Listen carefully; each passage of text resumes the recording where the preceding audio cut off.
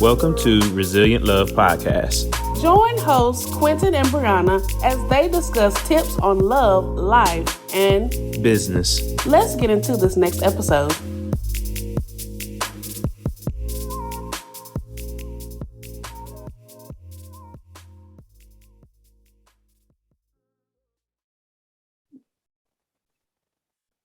Hi, everybody. Hi, everybody. We're back with another episode of Resilient Love. And we have an awesome special guest with us, Miss Michelle. Hey, Miss Michelle. Hello, how are you? Good. So before we get into today's topic about talking about just your relationship with Christ and how that relationship with Christ also connects with your relationship with your spouse. So this is going to be awesome. I can't wait for her to share all her goodies. But before we get into that, let's do our question of the day. What's the question of the day, Q? The question of the day is, what is your goal? What is your main goal for 2021 in the first quarter? 22, sorry. 22? I think the first goal is to say 2022. But Miss Michelle, we'll let you start it off. I think the first goal is to stay healthy, get through the pandemic. I know it's always a struggle. Everyone's always trying to make sure that they're staying healthy. I want my whole family to stay healthy. That's a definite first goal. After that, it's really continuing to have opportunities to reach out and help people who are dealing with relationship challenges. That's a goal that I have each year, and that's one that I want to continue in 2022 for sure. Yes. And you know what? One of my goals is to continue to have these type of dialogues with people who want to make that necessary change, because change starts with us. But some of us are not in position to change because we may not have the knowledge of what we need to change. Yes. So, what about you? For me, I think my main goal is to put actionable steps to make the change. A lot of times we say we want change, but we are hindered by not putting actionable, reasonable steps. That's absolutely true. Absolutely. So we got so deep early. We jumping right in early. So how would you rate your day on a scale of 1 to 5? My scale, probably a 3, because it's very cold here in Rochester, New York. We've just been hit with a big snowstorm. My dog was trying to get out through his backyard to go outside, and he's like hopping through the snow. It's like we have a foot of snow here right now. Oh my God. It's a challenge, but I mean, I love the day, but it's just a challenge in terms of cars and getting out and shoveling. So a lot of shoveling sound like. We're getting a big snowstorm. Well, it is sunny North Carolina today. But we shall see, because we're supposed to have snowflakes later.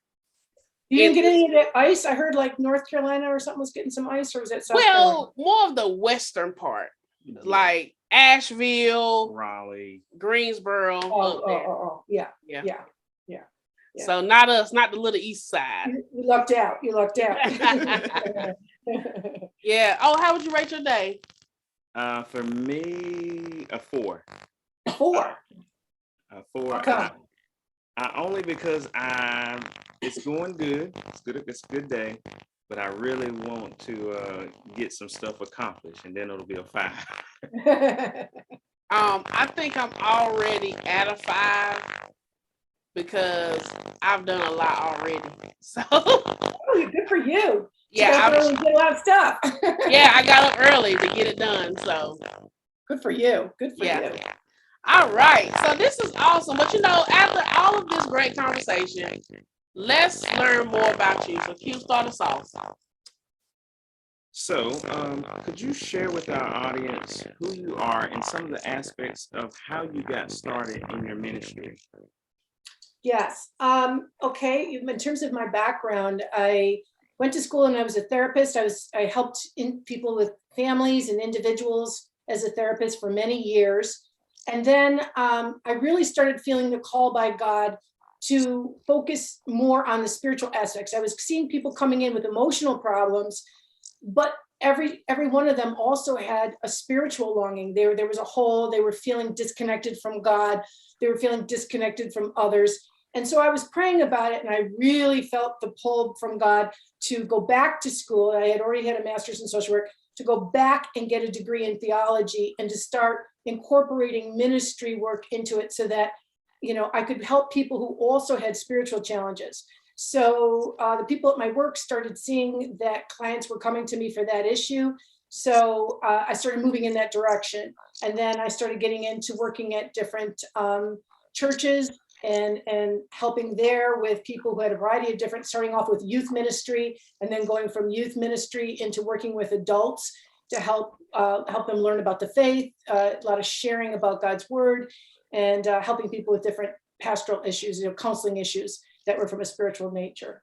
So that's kind of how I moved into that. And now I do both. Now I focus on coaching people who have relationship issues, but as part of that, all of our relationships are intertwined. If you have a problem in one area, it affects all your other relationships, and it also affects your spiritual relationships. So I don't see them as separate anymore. I see them as very integrated. So if you're helping people in one area, it helps them in all the other relationship areas.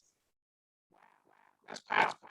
Social work, a counselor, and now ministry. But again, it's all integrated because it's all working with people and getting those problems together.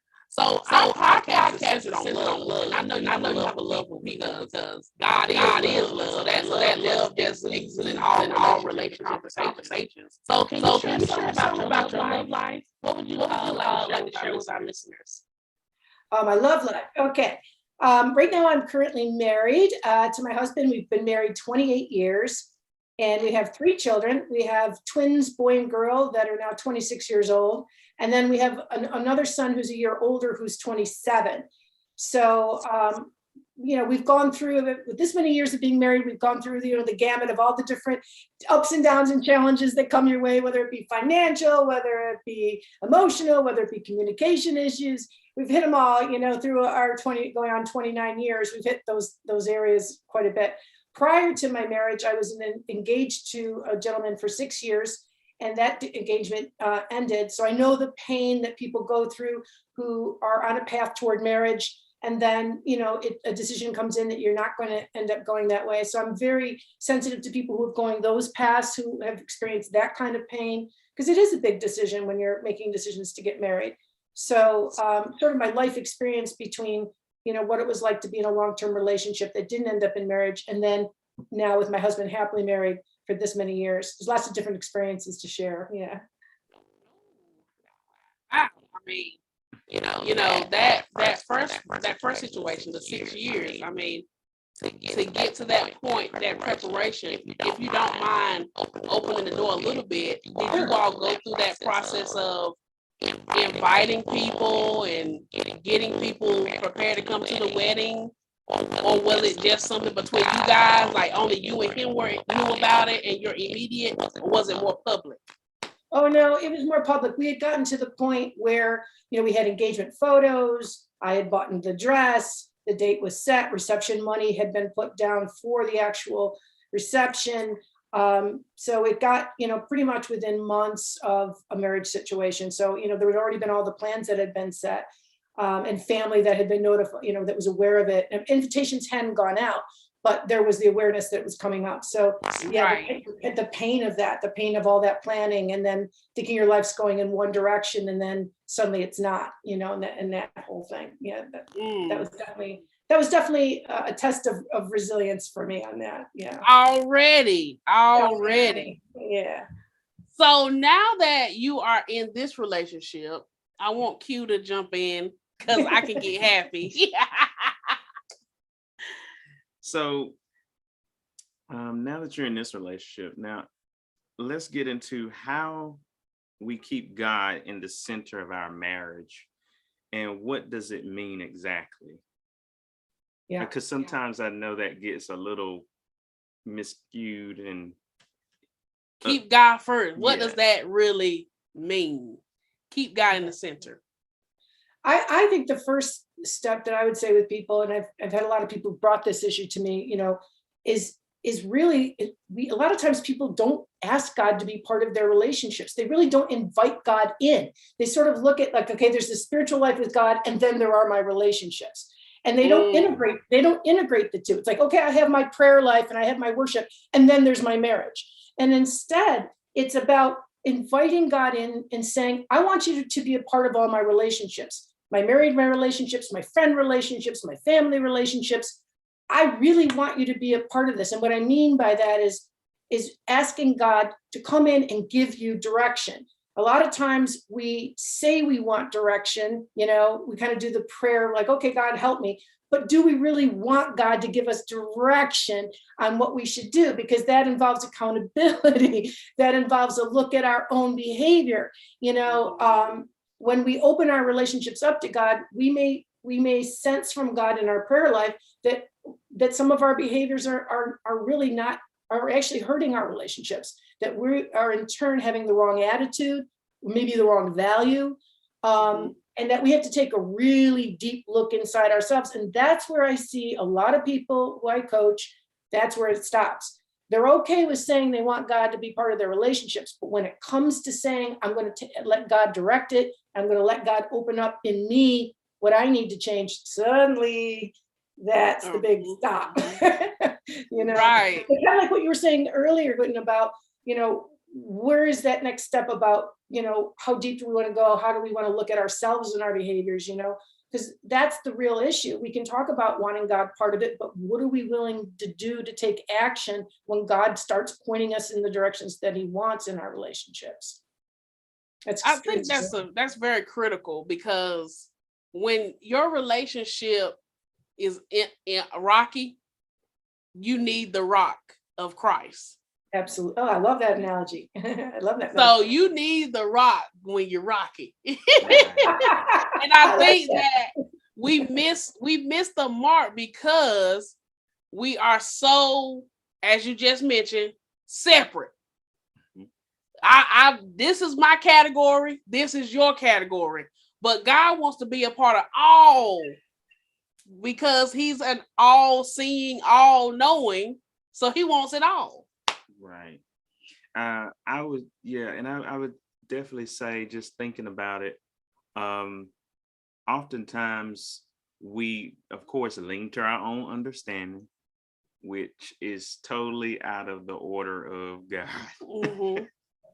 So there's the first issue, Mm-hmm. and then we compartmentalize everything until it's so jam-packed that stuff begins falling out. So when we talk about the question of putting God in the center, when you think back to that first relationship, what was your status with God and then with that particular person? Well, here's where the change comes in. I think it was very important that it helped me in my spiritual life after that relationship is that in that relationship, I so much wanted it to go to marriage that here's where I wasn't listening to God's direction. I was praying to God saying, oh, please help me so that this marriage, this engagement works, And then when it wasn't working, I wasn't stepping back enough to say, wait a minute, God is helping me. The help is that this is not the right relationship. And see, that's the problem. We have our desires and our hearts set on something, and we want to hold that sort of that attachment. We want to hold on too tight. Well, then we're not free to listen to God, because we've got our own will. And this is where our own will is rubbing against, and this is where I was seeing my own will rubbing against God's. He was clearly directing me that this relationship wouldn't be good for me in the long term. But you at that point when you're younger and you feel you're in love and you want the relationship to work so badly. And I see this a lot.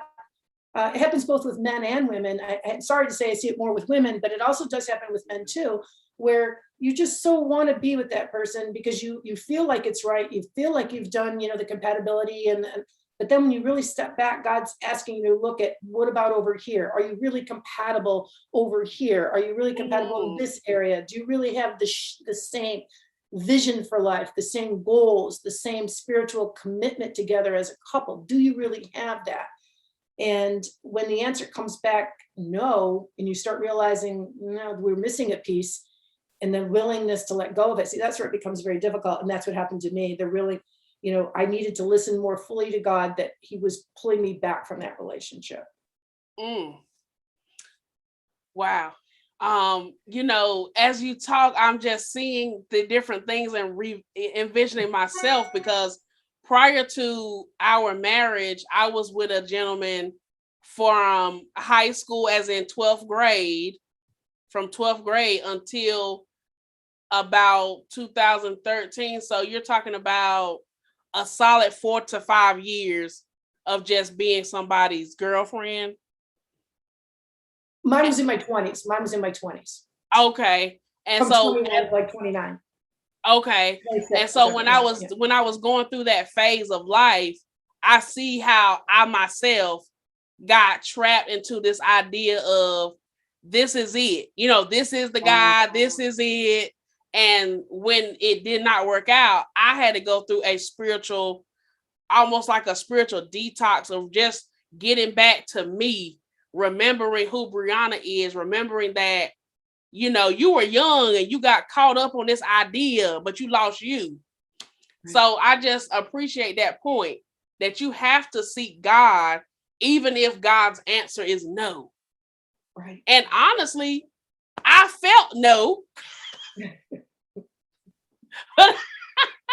But I was trying to change the N to a G so it could be go. I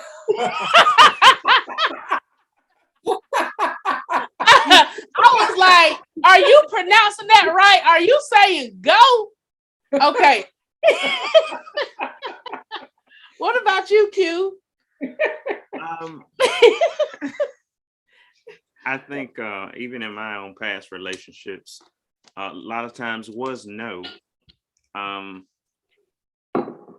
But I think we all begin to just settle and just say, well, everything has problems. It'll work out. And sometimes you just have to come to the realization that this is not God ordained. This is something you put together. Right. And you're completely not listening. Absolutely. You ordain and you complain. Right. So it becomes a revolving door if you allow it. Me, I had a lot of different relationships prior, and they all had that.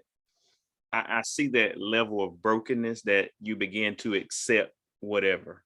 Right. Until you just finally get fed up and tired of it and say, I want to do something different. But it comes with a decision to just say, okay, I need to do something different. I'm at a point in my life that I can't waste any more time. What am I going to do? God, I'm listening. Yeah, and what I see with a lot of people too is that sometimes when they're in a very long-term relationship, they feel like they've invested so much emotionally that they want to stay in it even if it isn't right, because they don't want to go back to square one of starting all over with a new relationship. Just the sheer amount of emotional investment that they've already put in makes it difficult for them to leave. You know? Yes, that was me at my young age. I'm like, this 18-year-old thing got to work out. We 18, but we gonna go through life together. And then I had to realize that, as the Bible says, one man plants, another man waters, and God provides the increase. So I had to respect the fact that the things I provided gave him his insight so he could have foresight, so that he could be able to be the best man he can be for his future person. Right. Absolutely. Because I had to get that. If it wasn't for me going through that, I don't even know that I'm better because of that. So, and oftentimes I've heard, show me your spouse and I'll show you your future. And some people take it the wrong way, that it doesn't mean either person is a bad person. It's just they're not the person for each other. Right. Right. Absolutely. And I like that. I like those metaphors that you use. Those are great. You've got really good metaphors. I like it. Thank you. So 28 years. Let's get back to that. 28 years, 3 beautiful children. You're moving forward in your business. Let's talk about that transition. Sure. In terms of like my relationship with God, or God, and now moving into, because some people, when they go through something like you experience, or just that traumatic hurt, do I even want to go? Do I just want to be single, or will I just be the type of person just be with anybody? You know what I mean? So how did you get to that place? Like, I still want this. You know what? It's because I think after that experience and all the pain that went with it, when I met my husband, actually, we kind of reconnected. We knew each other in high school, and then we ended up at kind of one of those stories where we ended up at a 10-year high school reunion and reconnected. Okay. But just, I think I felt gratitude toward God. I felt like God was patient with me when I was not listening to him carefully about that other relationship, and so grateful that he would still love me enough to want to steer me, you know what I mean? Like that he would still care and love me to guide me to a relationship, and bring me. So I felt gratitude, and that kind of hovers over my relationship today in my marriage, is that continual sense that God was with me and stayed with me during that difficult time. And now in my marriage, I'm just so much more grateful that I'm where I'm supposed to be with the person that I'm supposed to be with. So I guess that's the theme that's carried through for me from that pain experience to where I am today, is that sense of gratitude and God being with me on my relationship journey, throughout it. And I love carries, that. yeah, and it carries to my business too. I just feel like the awareness that God is with me and all of us, I mean, on our life's journey. And that's something too I wanted to share about with relationships in terms of making God the center of our relationships. A lot of times it's not only being open to God, but recalling what God has already done in our lives to get that sense of gratitude. Sometimes we get so focused on a problem in a current relationship, do we step back and look at all the other relationships in the past, not just our marital relationships, but friends and family, where God has helped us through tough times, maybe communication difficulties with family or falling out with friends. And yet when we turn to God and ask for help, we got that guidance. So sometimes just recalling what God has already done in other situations helps us through a current difficult one, if that makes, That's perfect. That's perfect. I mean, sometimes, as the old folks say, when I think back to all he's brought me through, right, it's just like your soul cries out hallelujah, because it's just like, you brought me through this, I'm grateful.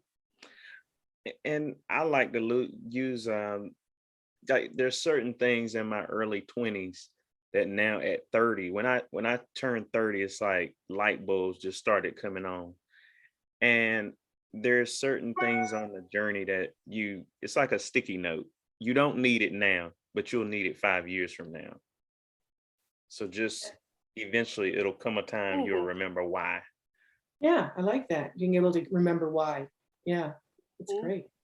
And also another way to recall is, I mean, I know many people read the Bible frequently or daily, but that also helps us to remember, that God helped people by reading the stories of the Bible where he actually helped people in their relationships.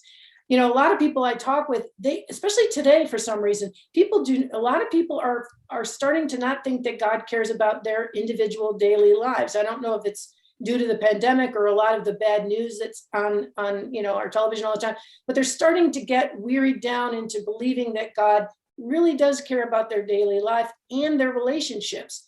And I think reading the Bible stories again, when I think about the story, even of Mary and Joseph, here's a relationship that's on the way to marry. Well, they're betrothed, which in the Jewish culture was the first steps of marriage. And you have Mary, who's pleading to God to figure out how she's going to be able to tell Joseph about this pregnancy, because she knows it's not his. And you got Joseph turning to God, ready to divorce Mary, to not be his wife. So you had a crisis. This is, a crisis of a real relationship with a man and a woman trying to figure out how they're going to deal with this. And they each get help from God. We know the story where Joseph gets an angel that comes to him and tells him not to be afraid to take Mary as his wife. So he did exactly what we had said about, he was open to God giving him direction, and he was willing to listen to God, who said, take Mary as your wife. Do not be afraid to take her as your wife, because he was ready to divorce her. That's what the scriptures tell us. Yeah. So a real couple and a real relationship problem, sometimes we forget that when we read the scriptures, that these people were dealing with the stuff we deal with, today. It's just, kind of that reminder that God is in fact present in our relationships. Yes, that's an awesome example. Awesome, because I think back to, as you just mentioned, daily situations. I'm pregnant, but it's not yours. Right. That's right. Which people are dealing with, people are dealing with, every day there's people dealing with different situations like that. Yeah. Yes. I mean, honestly, that I feel like that's the clip right there. I think I'm gonna use that one. Because I feel like it's so beneficial to people to see. God gave us a preview of how to deal with it. There's nothing new under the sun. Everything, it's already there. You just have to be willing to read and connect. Read and connect. I think that's it. When we read and connect, that helps God to get to the center of our relationship. Absolutely. Absolutely. Because when I think about COVID and I think about how it's changed everyone's pattern of life, I think about Job. It's a rare disease. You don't know what to expect. How I'm trying to trust you, God, but I just don't know. And it's okay to say, I'm frustrated, but, and you, like you said, you get bogged down with media news, but you have to keep your ear open just to hear God. Right. Exactly. He was tested to see if he would curse God through his infirmity, through his life challenges. And Job kept the faith. And that's the thing that we have to do in our relationships. Even when he lost it all, he kept the faith. And through that, keeping the faith and trusting God, he saw double, as I like to say, for his trouble. Exactly. I think of the other good story in the Bible about the woman, the Samaritan woman at the well. Jesus comes up to the well and he already knows her entire relationship history. He tells her that she's already been married, 5 times, and that the current person that she's with is not her husband. And what he's doing is he's trying to get her to trust in him for relationship help, that she's looking for love sort of in all the wrong places. And he's trying to get her to focus more on his relationship with her being the priority, and the other stuff will come after. But to put that relationship first, the relationship with God. And so many times, especially when we're younger, our relationship focus is on finding a partner, finding a mate, finding the right person, instead of it being on, is my relationship with God right? And when that's right and we're in good, then the rest will fall in line. But the woman at the well is a perfect story of that, because she was looking for that kind of love, and he was trying to focus back onto him. So I thought it was a good story. That is a good one. That's a perfect one too. I'm telling you, pulling out. See, you're here to pull out that point. And but yeah, like I believe that having God at the center, a 3-stranded cord is not easily broken. And that's the main thing that even Quentin and I, as we went through our counseling and different sessions, we actually have a book that we reference, Before You Say I Do. That book, along with counseling and personal prayer, I'm telling you, as I told my parents, life situations is about a combination. You got to have prayer, praise, and then you need to get in that Bible and read. The combination of those things will bring forth the revelation, the breakthrough, the clarity, etc. So anyway, I think that through us going through counseling, that has helped our marriage, because even today when we were in prayer, he said, Lord, thank you for my wife. I'm like, and it was just like, understanding that prayer and God, period, has to be there. That's how the marriage stays together. That's how the ring is symbolizing nothing broken. But how is it not broken? Because God is the ring and we're inside of it. Oh, I like that. You think about how Jesus, we know the story where Jesus' first miracle is the wedding at Cana. The fact that it's at a wedding, it always makes me think, how special God looks at marriage, that his very first miracle takes place at Cana at a wedding feast. And I just the emphasis that God puts on marriage and how he wants it to be holy between people. It always gets me thinking about that each time, Yeah. I think also what I've seen too with people, when we want to ask God to be part of our relationships, I think sometimes there's a fear. Like when we talked about sharing our relationships with God, but I think really for people, including ourselves, is that at different times, maybe we've gotten involved in a behavior, or maybe we have an attitude that we know has hurt our marriage, and we're not fully sharing that with God because we're kind of feeling a little guilty about it, or maybe we try to minimize it because we want to think better of ourselves. So we don't fully tell God hey, this is what I need to change in the marriage. Can you help me? We're more like, this is what my spouse needs to change. Can you help him or her change? All right. You stepping on some toes. Are you stepping on them? What are your thoughts? What are your experiences? I'm going to let Quentin start. Yeah, I would agree. I think we focus so much on what we don't like that we don't take a second to actually look at ourselves and see what role that we play, because both parties play a role. And that's what you have to remember. It's about finding the common ground. How do we come together? You can't keep talking about a problem with no solution. And you have to, and Quentin said this to me, so this is a real experience. When there was a situation happening, I wasn't giving Quentin time to show me the improvement.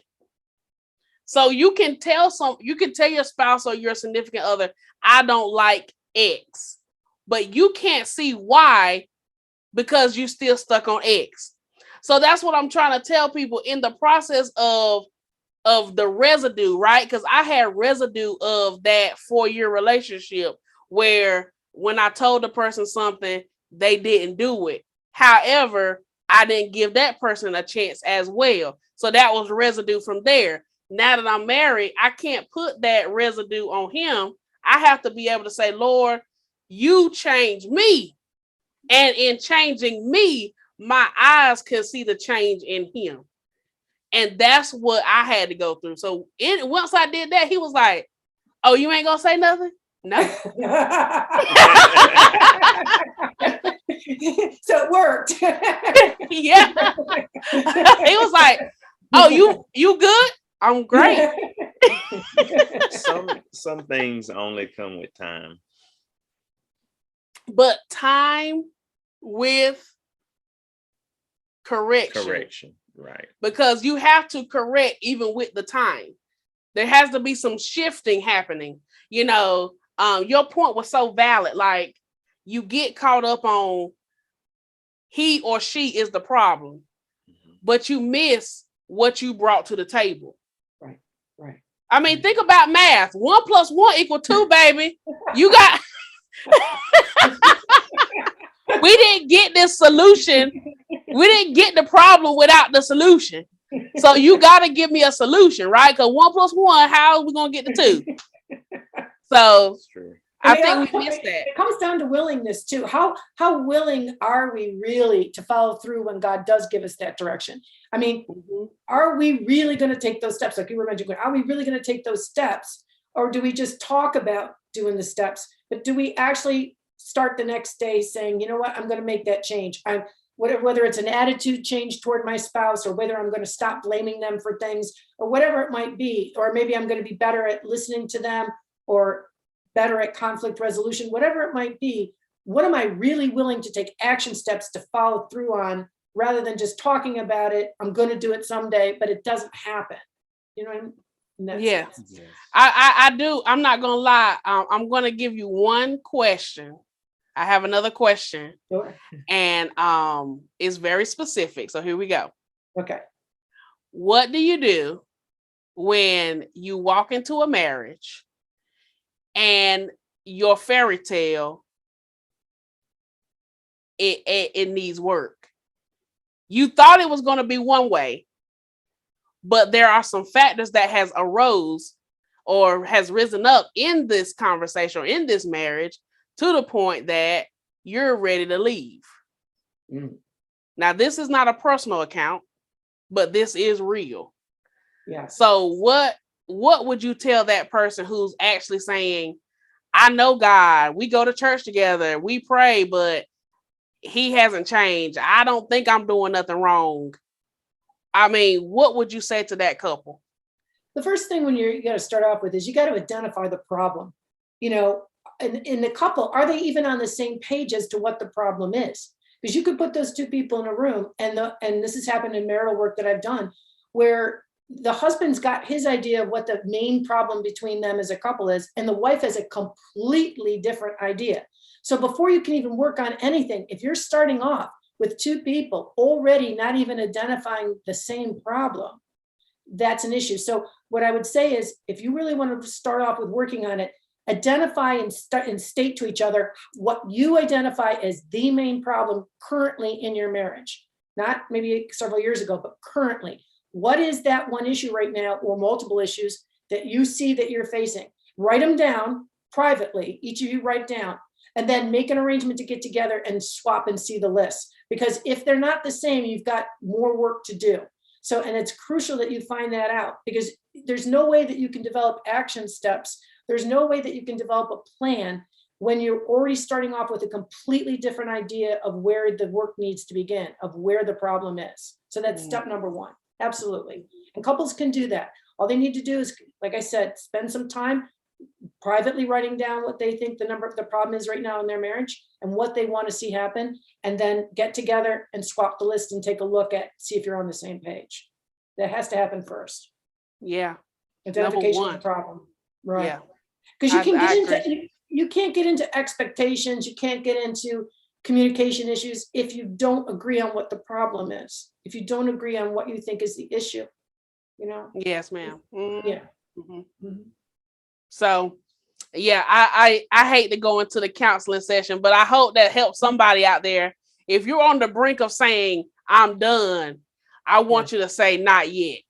Absolutely. Not Take the yet. pause button. Take the pause button. Yeah. And remember what we said earlier about if in the biblical story of Joseph, he was ready to leave the relationship with Mary. You know, he was ready to divorce her. Scripture is very clear on that.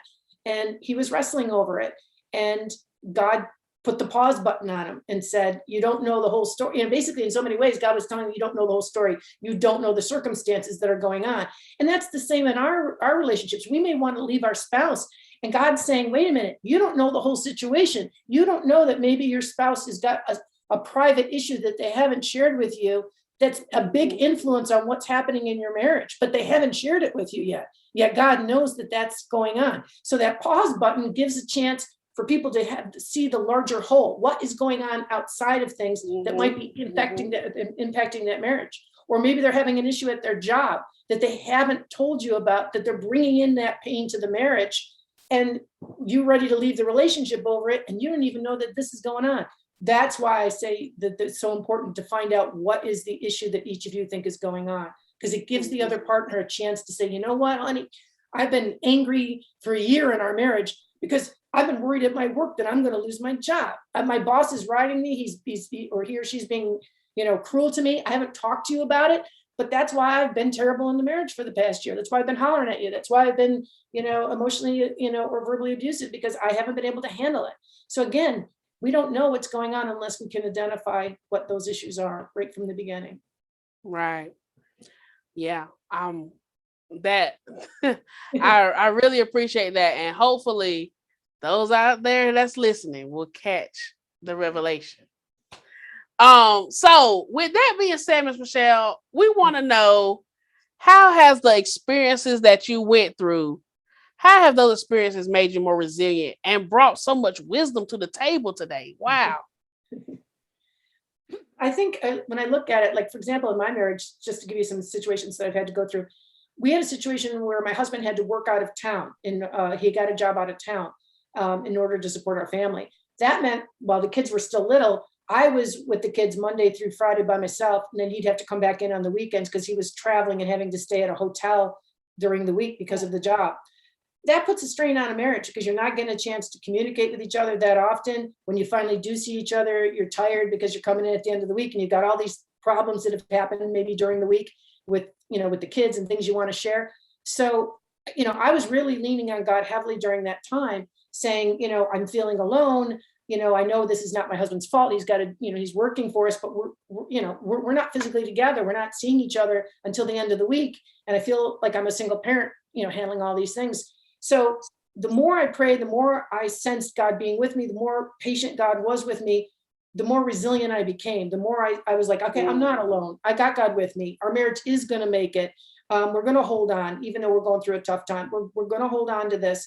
And that every time you see yourself making it through one crisis, that makes you more resilient for the next one. Because then when you get into the next crisis, you can look back and say, hey, remember we made it through that. So Right. we can make it again. It's kind of like that remembrance of we made it through one thing, we can make it through the next, just reminding ourselves of that when we get into the next crisis, because there's always some other challenge in marriage that comes up down the road, and just kind of leaning on the prior times that God has helped us builds us for the next, big one that comes along. It really does. It makes me more resilient. That's good. That's That good. is good. And that first one that you got past, that gave you the strength to get past the next one. Yeah. Wow. Well, listen, where can our listeners follow you so they can keep in contact? That would be great. I'm on Facebook and Instagram, and it would be, excuse me, at Michelle M. Castelli. My last name is spelled Castelli. You can send me an email. I'd love to hear comments. My email is michelle@growingyourrelationships.com. You can also go to my website, michellemcastelli.com. They all have that Michelle M. Castelli in there. But again, it would be great I would love to hear from your fans and your listeners to see what they're thinking and feeling. That'd be great. I also have an author of a book, A Heart for God. It's on Amazon, where I look at men and women in the Bible and how they've dealt with different relationship issues. And there's prayers in there and reflection time. Again, it's called A Heart for God from Michelle M. Castelli. That's another way that if they wanted to do some further reading. So thank you. Yeah. Well, listen, thank you so much. I hope everybody has enjoyed this episode. You just got a free counseling session brought to you by Resilient Love. All right, we'll see you in the next one. Bye. Bye. Thank you.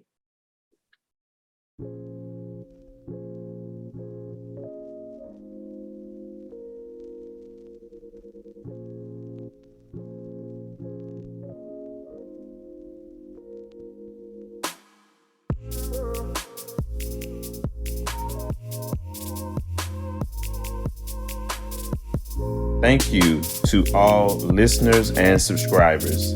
Follow us on Instagram, Facebook, and YouTube. Leave us a 5-star review on Apple so that we can continue sharing Resilient Love. Thanks for listening.